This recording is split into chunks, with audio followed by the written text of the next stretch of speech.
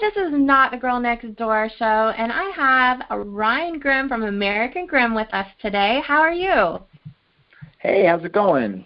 Good. Could you tell the listeners a little bit about your band, like who the members are, and maybe describe your sound? Yeah, so we're a band called American Grimm from New Jersey.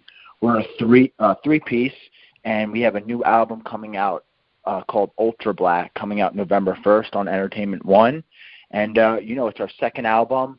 We've done a few U.S. tours already. And, November 1st, our new album comes out, and we're just really excited about it.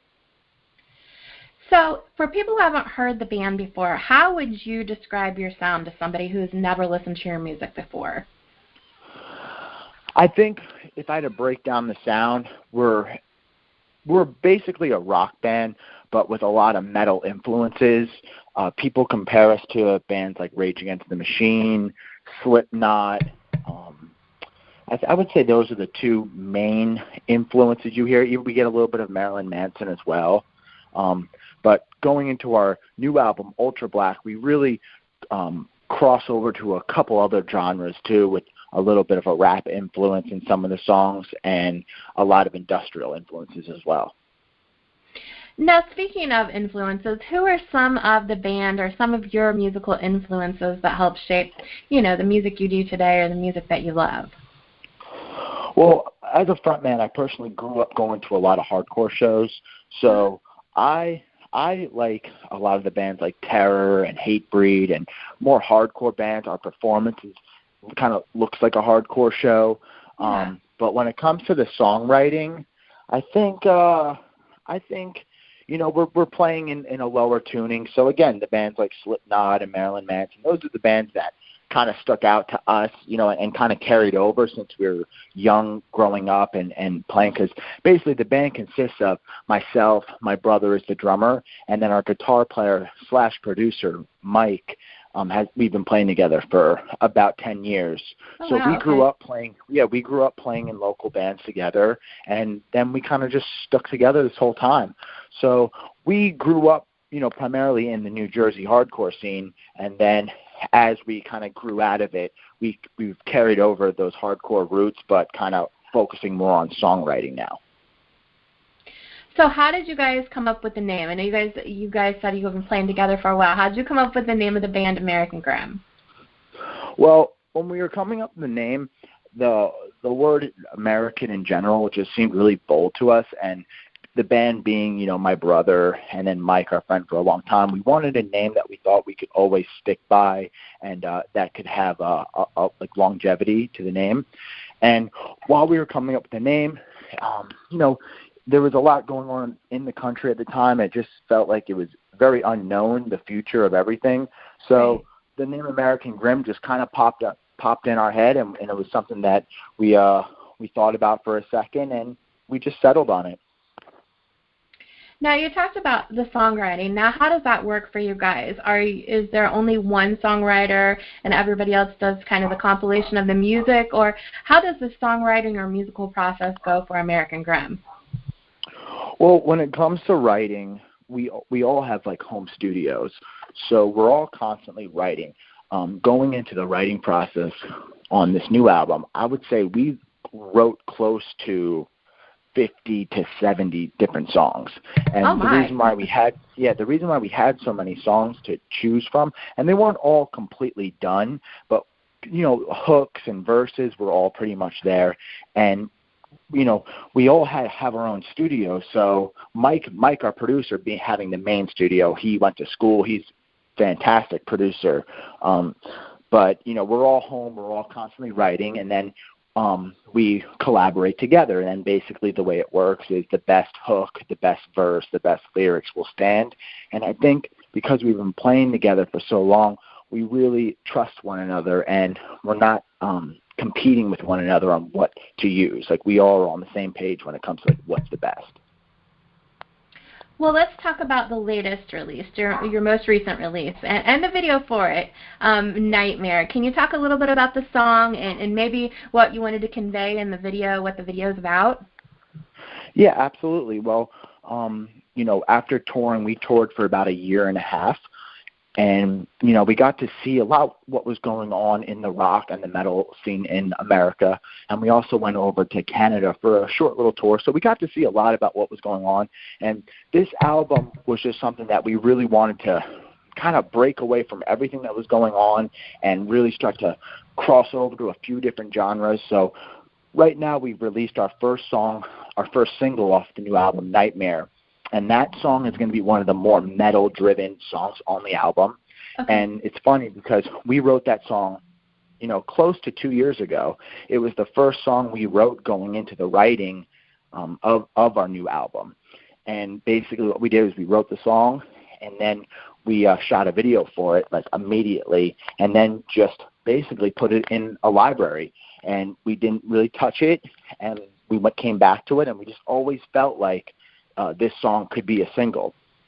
So when it came to shooting the video, the cool thing about this band is when it comes to the recordings, Mike, our guitar player, we record everything in his basement, and then he produces it. And then we have this guy that did our first album, Zardonic. He's a DJ from Venezuela. He does the mix and master for us just to get an outside ear on the songs and whatnot. So that's how we do all the music. And then when it comes to the videos, I direct the videos. So, oh, wow, okay. So it kind of just worked out. It was just it sounds very cliche, but it was a rainy day, and we walked across the street, and my girlfriend was with me at the time, and we just filmed her outside, and it was just like a perfect setting. And it just worked out. So when you see that opening shot where you see this girl kind of in this field, that's basically really just my girlfriend. And it just really worked out.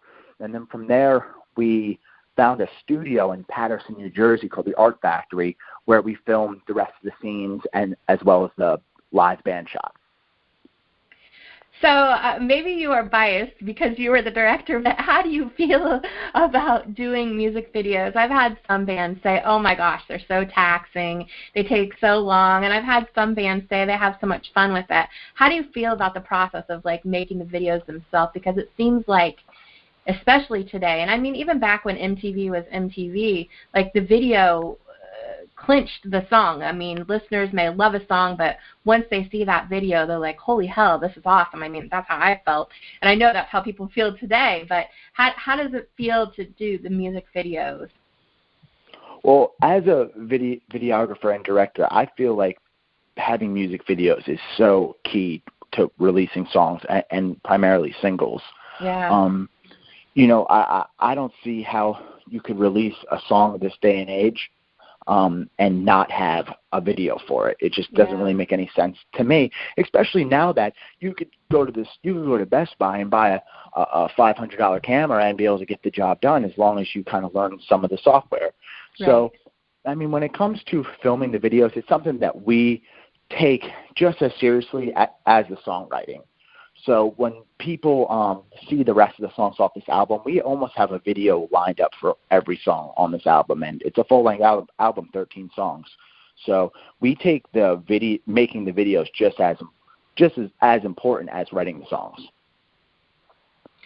So since you guys had so much music written already, let's talk about the new album. How did you choose which songs you wanted to get on there, and how you wanted to shape this? I know you said there was some new sound into this album, like some rap sounds, some different sounds than any music has had before. So let's talk about the new album and what it encompasses. So basically, when we were writing this new album, we wanted to do something different than what a lot of the rock bands are doing right now, but we didn't want to break too far away from being a rock band. So we went into the studio about 2 years ago, and we somehow came up with the name for the album, Ultra Black.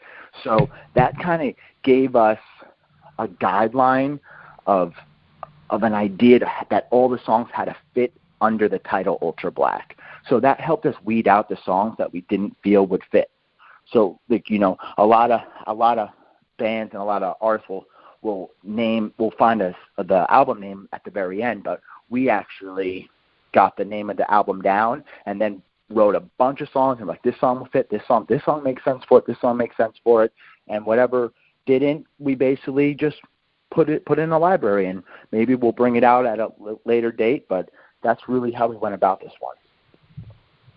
So you guys kind of went the backwards way that most bands do it when they, like you said, they do the album name last and do the singles that they want to play.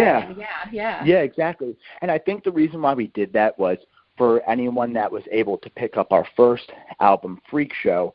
Freak Show is basically just a mismatch of so many different genres on one album, and it was all over the place, and concepts were all over the place, and I think it confused a lot of people. And with this one, we still wanted to have different styles of music on the record, but we wanted to keep the theme under the same roof. And getting the title right out of the gate really helped us. Definitely. Understandable. So when all that hard work goes into play, all the songwriting, all the promotion, and you guys get out and play a live show, how does it feel to play a live show, to get out in front of all those fans and see basically everybody, jam it out to what you guys have been putting all your hard work into? How does that feel to perform live? Well, to be completely honest, I feel like we've always been a live band. Like, even owning a recording studio, like I like, the last place I really want to be is over at Mike's house in the studio. I would way rather be playing live, especially growing up going to the hardcore shows. It was always about the live show. So when people being on tour and having people come to the shows and they know the words and they're there to see you, that's the most rewarding part of being in a band, is being up there and having them show up and feeling their energy and giving them the energy back. Definitely. And I'm sure that the fans, vibe off of you, and you guys are vibing off the fans. So I'm sure you guys have a pretty high energy live show, I assume. Oh, absolutely. Coming from all the New Jersey hardcore shows growing up, that's what it was always all about for us. So we make sure that we carry that over with our show now.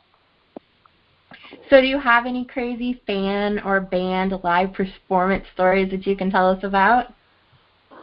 I mean, there's been a lot of shows where things have happened, but I think when we showed up, we did a show, I guess maybe 2 years ago in Spokane, Washington, and it was actually our first time getting onto radio, and we were on the Spokane, Washington, I guess one of the main radio stations there, and when we showed up, it wasn't sold out, but it was close to it, maybe like just under 1,000 kids.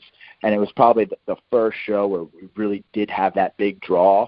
And I remember being in our green room, and there was a balcony, and we were able to look off the balcony, and the fans could see us looking down. And it was just a very rewarding experience to be like, wow, there's that many people here to see us tonight. And it really just showed us that being on the radio really does work. Was it overwhelming, to go to see a crowd like that, and you're like, holy hell, or were you guys, just amped up that much more to see, a crowd that big? Well, after playing together for so long, it was more of a feeling where we could look at each other and just say, finally, man, finally. Right, yeah. So we weren't scared. It didn't really make us nervous or anything. I'm sure we were nervous at the time, but there was definitely excitement, and it was just rewarding just to be able to look at my brother and Mike, be like, guys, we're on the other side of the country now. We're a bunch of guys from New Jersey, and we're in Washington right now, and there's just under 1,000 kids in line waiting to see the show. That's super cool. Now, obviously, we have the new album coming out. That's November 1st. And we still have some time left in 2019, and 2020 is coming up. So any plans, anything you can tell us about what is the future for the band for the rest of the year and the beginning of the new year? Yeah, so basically we'll be going out on tour at the end of October. I'm not sure all the dates off the top of my head, but we will be leaving at the end of October for a short run into late November, maybe early December. And the biggest show right now is going to be our hometown show in New Jersey on Halloween night in Clifton, New Jersey at a venue called Dingbats. So we're going to be headlining. It's going to be a big Halloween party, and at midnight our album comes out. So that's going to be the big thing we're promoting right now. That is the perfect theme for you guys, I'm sure. Do you guys do a lot of Halloween-themed shows and stuff like that throughout the years? Because it seemed like it would be the perfect theme for you guys to, really come out on your own and perform. Yeah, well, growing up, if you got asked to play a Halloween show, that was always one of the coolest shows to play. And this is the first time in our career where we have an album coming out, at midnight. So, we're just so excited to play. So if anybody is tuning in and they're in the New York, Pennsylvania, New Jersey area, come down to Dingbats in Clifton, New Jersey. It's going to be our CD release party. They're doing a whole bunch of stuff for it, costume contests and all that stuff. But we're thrilled that there's a venue in New Jersey that wants to give us the night and kind of make this a big thing for us. So where can listeners find your music? Are you on all social media outlets? Do you guys have merchandise? Where can they find your stuff? So guys, we're the video that I directed, Nightmare, it's on YouTube right now. We're just under 1 million. This week we reached 900,000 views on it. It's the biggest video we've ever put out. So you guys can head over to YouTube right now, check out Nightmare, and everything else is on Spotify. So everyone that has Spotify, go over there and start listening to the Freak Show album if you haven't heard it already, and Nightmare's on there as well. And this whole album will come out November 1st on all platforms. And then do you guys have a website or any place where people can purchase any merch from you guys? Most of our listeners are huge merch people. We have a girl from Colorado. She has a show, the Rocky Mountain Raid Show, and she literally has a post a day. I dubbed her the Queen of Band Shirts because she has so many band shirts. Do you guys have merch that people can purchase somewhere as well? Yep. So we have all the merch from our previous tours we have on AmericanGrimMusic.com.